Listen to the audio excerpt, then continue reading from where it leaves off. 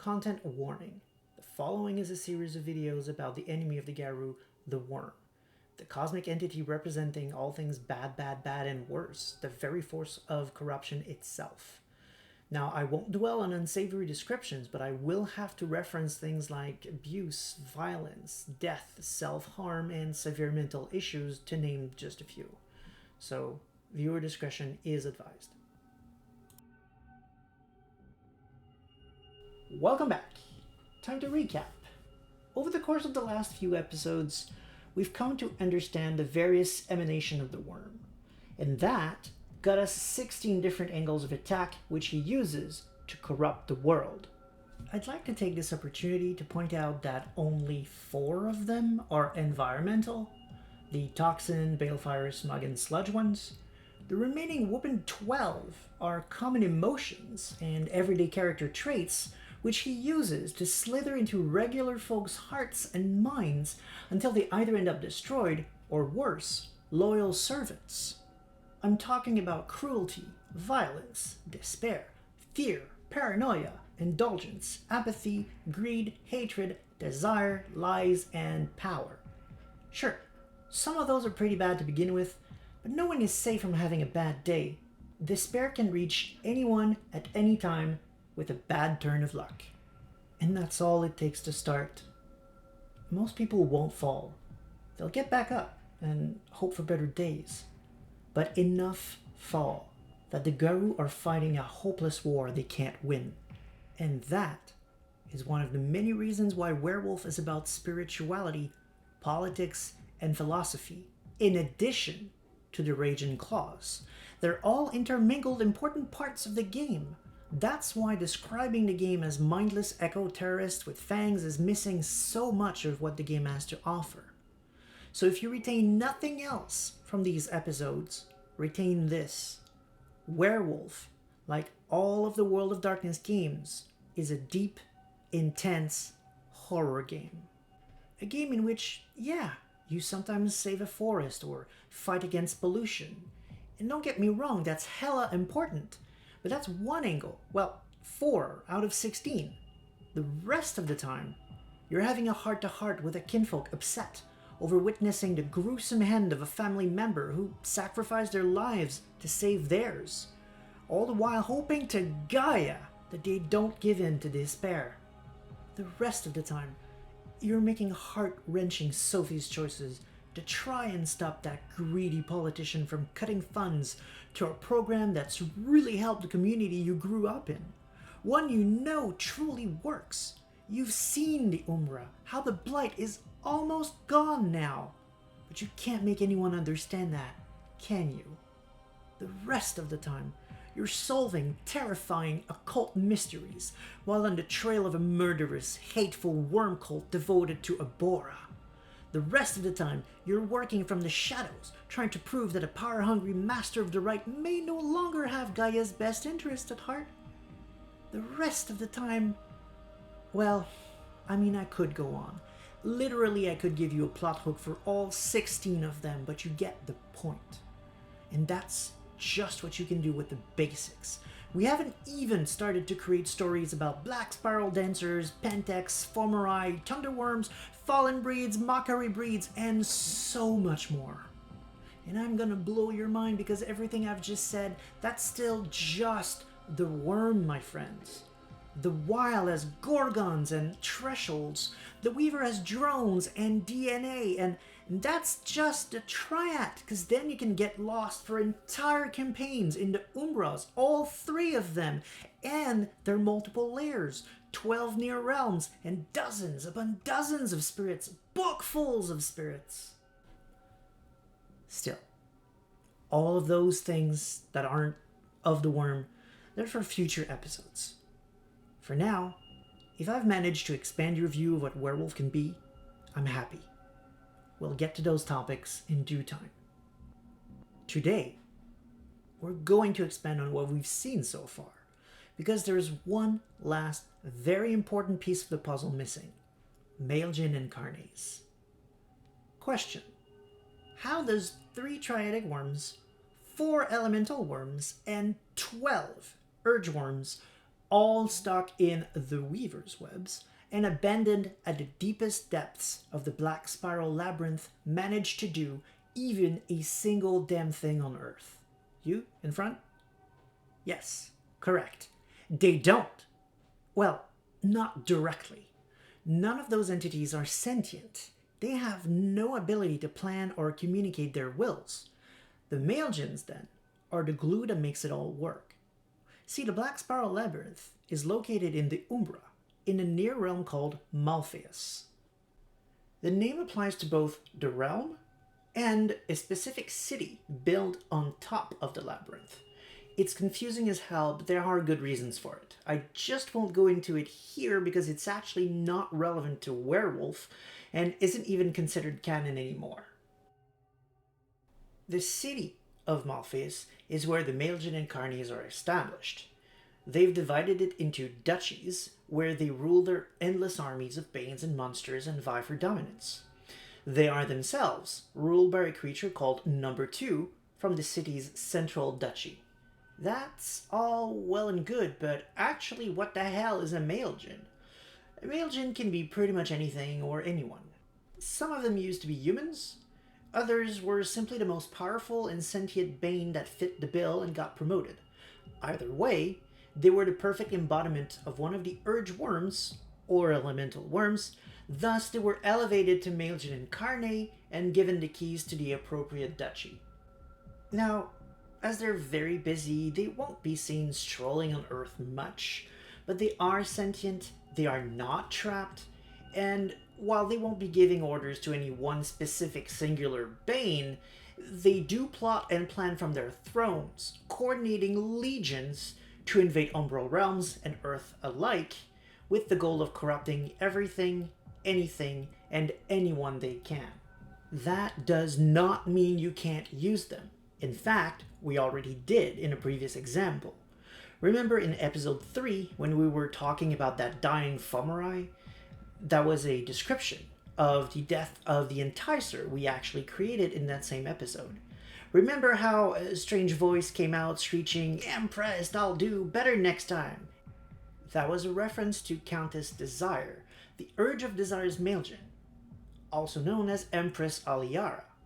When destroyed, Banes reform in the Umbra. The Bane said what it did because it knew it had failed its mistress. It knew it was coming back to her and might be punished terribly. But despite that, it remains entirely enthralled to Aliara. I mean, we are talking about the Maeljin of Desire after all, so it's willing to go through death over and over until it pleases her, which will never happen. There's also nothing wrong with using a Maeljin as a scary face appearing over a foul book or loud booming voice resounding from nowhere during a cultist's dark ritual. That said, if you want them to be actual characters involved in your story, the best way to do that would be to bring your characters to Malpheas. There aren't a lot of reasons for a Garou to go to what's essentially hell itself, but I'm sure you can come up with a few. Once there are two important things to remember. First, many creatures in Malpheas can and would kill a werewolf if not for one simple fact. They can't corrupt what's dead. And to the exclusion of hatred, cruelty, and violence, most of their masters feed on corruption, not death. Next, this is the most corrupt place ever. It's the very capital of corruption. So it's not like any of the worm's manifestations or their proxies work hand in hand. I mean, you can't exactly take the Maeljin Incarnae of lies at his words now, can you? In other words, Malpheas is a hellish cesspool, a truly apocalyptic canvas of the worst political backstabbing, lies, betrayal, invasion, and assassination attempts you could ever imagine. Among that walks in a bunch of Garou. I mean, sure, they may not want to meddle in this mess, but what if one of the Maeljins sends a herald with an offer they can't refuse? Once again, for Maeljins, just killing the werewolves doesn't do anyone any good, so what if instead the Maeljin has what they came for and is willing to give it in exchange for something? Or what if, in exchange for a service, the players are presented with a means to kill one of the other Maeljins? Surely taking out one of the Wyrm's most powerful generals is worth the price, right? Right? If politics from hell aren't your thing, and you want your players to engage the Maeljins on their own terms, W20's Book of the Wyrm offers very interesting info on each of the Maeljins' potential weaknesses and possible ways to kill them. One more thing. You may be tempted to associate the Maeljin Incarnae to Black Spiral Dancer patrons. After all, a patron is an Incarnae level spirit. That's mostly incorrect. Being a patron to the dancers and a Maeljin are two different functions, although some overlap exists, and we'll cover those in relevant urges sections. By and large, though, dancers don't really care about Maeljin Incarnates. They follow the paths laid before them by their patrons, learning from their wisdom. Dancers can and do venerate the Urgeworms, but they skip the proxies. As deeply spiritual creatures, just like the Garou, because, well, they are all werewolves, they prefer communing directly with the urges, divining their wills through homens, portents, and faith. Dancers have thurges too, after all. So, who are these beings we've been talking so much about? Let's meet them, shall we? First is Lady Yule, the Mistress of Toxins. She is, of course, the Maeljin for the element of Toxins.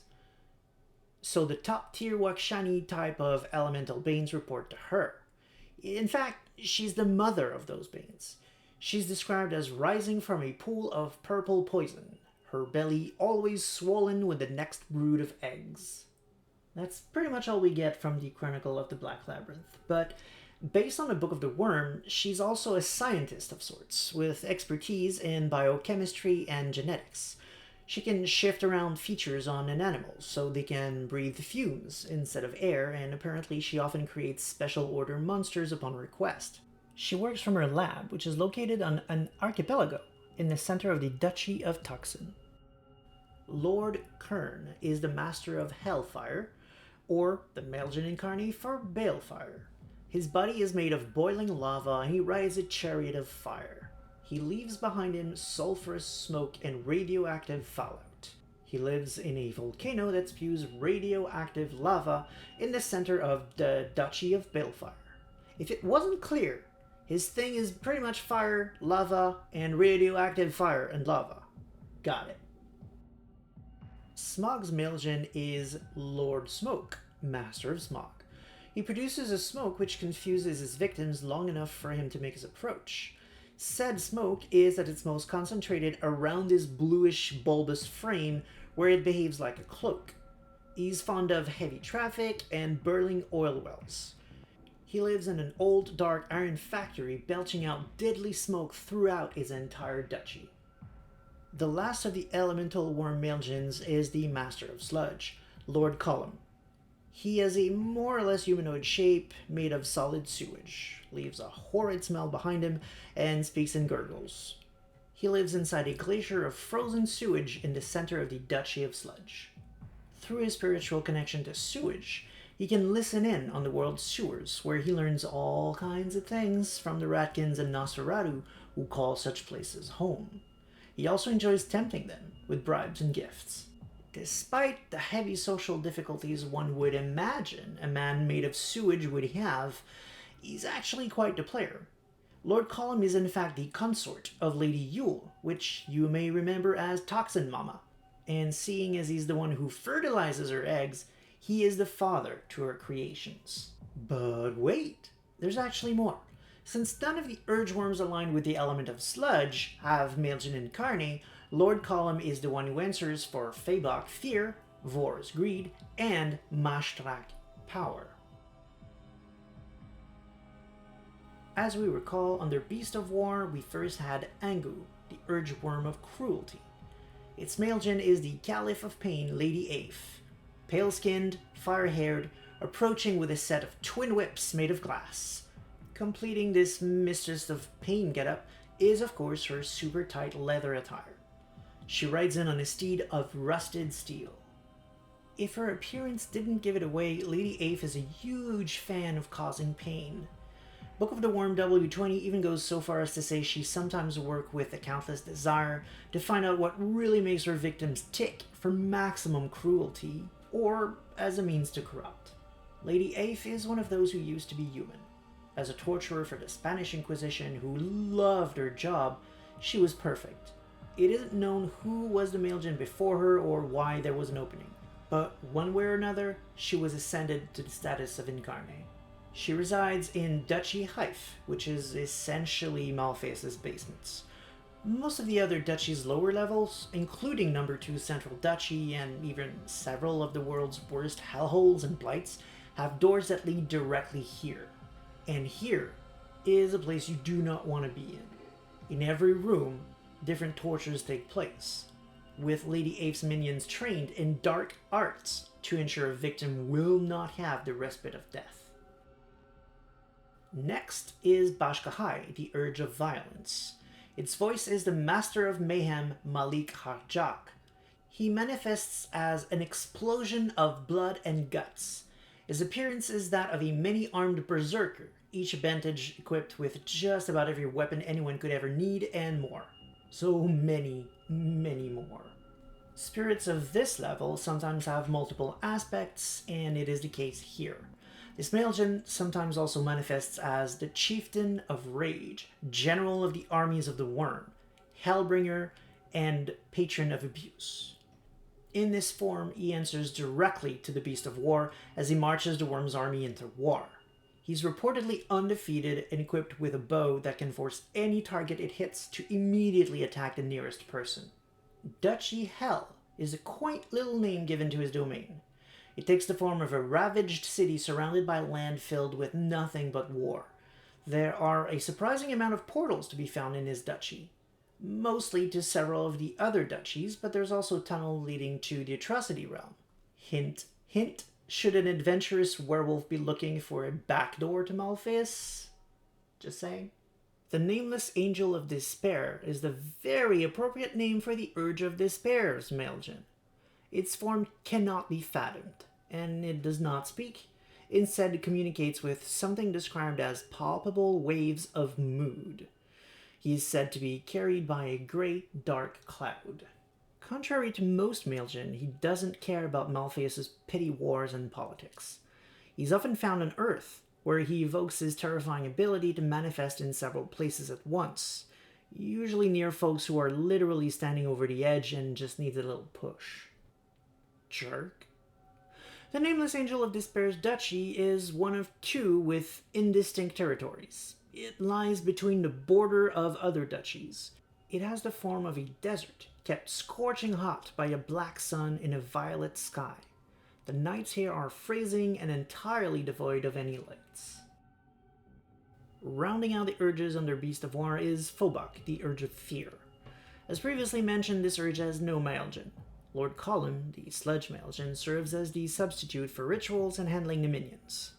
Black Spiral Dancers have no use for Maeljins, but the books want us to know that, if needed, they will usually commune with the Urge of Fear through their patron Hakaken instead. Eater of Souls' first urge was Sikora, the Urge of Paranoia. Its Maeljin is the Archbishop of Madness, Eclipse. He appears among twisted bodies. He himself wears a black robe with a touch of purple, and a ring he likes to present to those he meets. Anyone with the poor judgment to kiss it shall receive the gift of madness. Details vary slightly. In some versions, the ring is actually a tumor that's still called a ring for some reason. Also, the purple of his robes is sometimes depicted as an hypnotic pattern. In any case, he's a small, chubby man and prone to bouts of unrestrained madness, where he is known to attack and mutilate anyone without a care for allegiance. The duchy he calls home is Duchy Eclipse. It's a maze filled with those unlucky enough to have lost their ways in Malpheas. The layout of the maze changes often, but that's not the worst of it, as it doesn't even make any sense anyway. It's filled with impossible angles, and gravity is prone to just shift around on a whim. But even that isn't the worst of it. Its design is inspired by the worst nightmares anyone has ever had of being lost or looking for directions. and many are those who have been trapped here for decades, having lost their minds long ago. Eventually, though, everyone finds their way to the center, where Dutch Eclipse awaits. There, one had better find themselves on his good side, as no one ever leaves the maze without his permission. Next up is Indulgence. Its Maeljin is Night Entropy, the Wyrm's spawn. It's said to ride in on a fanged black mount. The Night Entropy itself is a feral human, gender is unknown, wearing a crusader's armor who smells like rotten corpses. It has blood in its hair and carries a shield emblazoned with a dragon encircling the world. In some version, this dragon is stated to be a depiction of the Eater of Souls. With a mere glance, it can mark individuals with the brand of the Wyrm itself, causing the poor recipient to decay and rot. With a touch, it can turn anything, and more to the point anyone, to dust. Throughout Malpheas, in between the duchies are several ever-expanding swamps housing Fomori who found no homes anywhere else. Such poor creatures are barely functional, but still quite dangerous. Banes who displease their masters also flock here, where no one will bother them. Not even the one Maeljin without a duchy who lives here too. As you've surely guessed, that is none other than the Night Entropy itself. Serving the urge of apathy is the Lord of Diseases, the Master of Stagnation, Thurifuge, a tall man with the skin of a cadaver, always surrounded by a pool of slime no matter where he stands. He likes to spread pollution and diseases, which he then convinces others to ignore. Duchy Thurifuge is a vast cityscape of a single interconnected complex of hospitals and factories. Also a bit of a scientist, Thurifuge spends his time researching new drugs, which he then gives over to Pentex's Megadon Pharmaceuticals for release among the populace. But Thurifuge isn't alone in this complex. Running tests on captured individuals, several Pentex employees and fallen ratkins work here directly, delighted by the sickness and suffering to be found here. Finally, the urge of greed. As always, Lord Colum answers for all urges within the House of Harag, the element of sludge. Dancers defer to Relshab, the Faceless Eater, for all matters regarding the urge of greed. And we're down to the last four. We can do this. Under the Defiler Wyrm, and in the House of Waksha, aka Toxins, is the Urge of Hatred. The Maeljin here is the Duke of Hate, Lord Steel. Steel was once a human. He was in fact a conquistador who had such a blast raiding the Americas that he got elevated to the position of Jerk-in-Chief. Maeljin of Hatred. Less active politically than most Maeljin, he's mostly focused on riling up people against each other. The larger groups, the better. But he's not picky. Hate is hate, after all. So he's content staying home, basking in the reflections of just how much he despises absolutely everything. Still, now and again he'll actually get up and lead his armies to war, where he's known to wear a combo of armor and mask, a weird contorted mask, both made of black steel. He rides into battle on a steed he forged himself, made out of iron and adored with metal wings. Also custom made. It isn't stated, but one would assume this obsession with steel is where he got the name.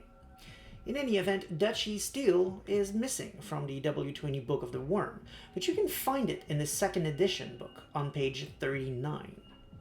It's described as mountainous and filled with tribal cutthroats and murderers.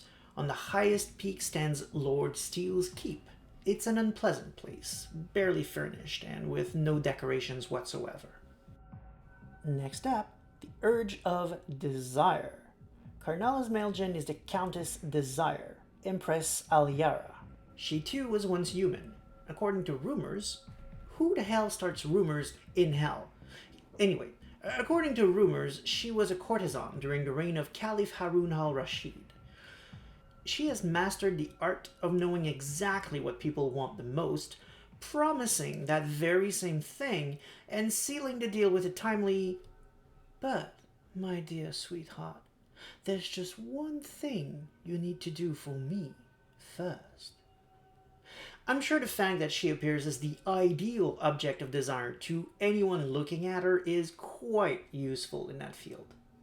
But again, desire isn't always about sex. So remember that she won't necessarily appear in a seductive guise. She can take the form of a friend, a parental figure, a child gone too early, whatever gets her what she wants. Duchy Aliara is a deceitfully seductive place. This palace of pleasures is but a facade, a deadly convincing facade. Any and all pleasures are available here, but those are empty, and they all come with the price of addiction. Whatever your poison, you can get it here, but you can never get enough until it kills you. The quote-unquote lucky ones who manage to leave are only those shown the way out by Aliara's servants. But even that has strings attached. Do this one thing, they say, and then maybe you can be allowed to return. And by the way, if you're wondering who the hell even gets to Malpheas, the answer is a lot of people. You see, Pentex kidnaps tens of thousands of people yearly from one scheme or another and ships them here. On arrival, they're sold as slaves to one entity or another who shall use them in whatever way they see fit. Thurifuge, for example, is always looking for new healthy bodies to subject to whatever new plague he's designing. And just like that, you have a great excuse to bring your players in Malpheas. Were they investigating a chain of disappearances that led them here? Are they looking for someone in particular? You have your pick of choices. After that, we've got the Corruption's Advocate, the Chamberlain of Lies, the Honorable Maine Dubois Esquire, which, as you may have divined, is the Maeljin for the Urge of Lies. Clad in a slimy, ragged suit that went out of fashion decades ago, Maine Dubois always displays a massive smile. He even has a forked tongue. That's a dead giveaway, and yet he manages to be the most successful liar in all of creation, so that's saying something. Duchy Dubois is an office building of maze-like corridors. Here works lawyers and executives of all stripes, and of course, Maine himself. Portals here lead directly to some of Pentex's legal and advertisements top brass. Most deals done here achieve exactly what the client demands, usually at their expense, and they always further the Wyrm's cause in some way. The fourth and final urge under the Defiler Wyrm is in the house of Hrog, sludge. You know what it means, right? That's right. The urge of power has no Maeljin. This office is handled by Lord Column, while dancers refer to their patron, the Green Dragon. So, well, that's it. That's where it all starts. All the evil in the world. All the cosmic movers and shakers who plan the world's destruction. Well, almost all of them. Because we have barely touched the subject of the one that rules all of them. From within the Central Duchy's Grand Cathedral and towering Castle Cronus, number 2 is the ruler of Malpheas. She was ascended by the Triadic Wyrms themselves after she was the first to dance the spiral. No one knows her original name. Not even she does anymore. She is a brutal and tyrannical ruler, guarded by the world's most powerful Black Spiral dancers and Fomori. Power-hungry like none other, she destroys any and all who stand in her way or whom she perceives as coming for her throne. The Central Duchy is the main entrance of Malpheas. Most moon bridges leading to it end there. It is a large, irregular stone disk upon which stands mile-high buildings and factories. Portals to each of the other duchies can be found here. So that's it for the Wyrm itself. Please let me know what you'd like me to cover in depth next. I could explore Pentex, Fomori, or Possessed in Generals, another member of the Triad, the Umbra, or something else. Just let me know what you'd like to know more about and how those things can be used in a chronicle, and I'll see what I can do. Just be patient. These take a long time to write and fact check. See you in the set.